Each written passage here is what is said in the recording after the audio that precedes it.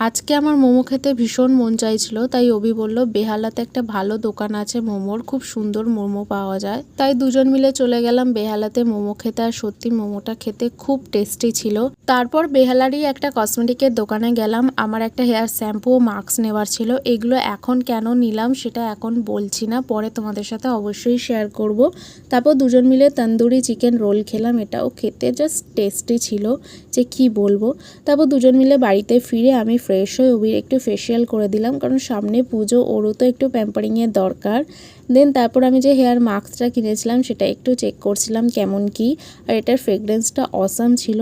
আর গোপুসোনার জন্য ড্রেস কিনেছি, এখন একটু শেয়ার করে দিলাম তোমাদের সাথে, কিন্তু পরে যখন হল ভিডিও করব তখন ভালোভাবে শেয়ার করে দেবো। আর এই ব্যাগগুলোকে দেখে ভাবছি আমি বাড়িতে যখন যাব কিভাবে নিয়ে যাব।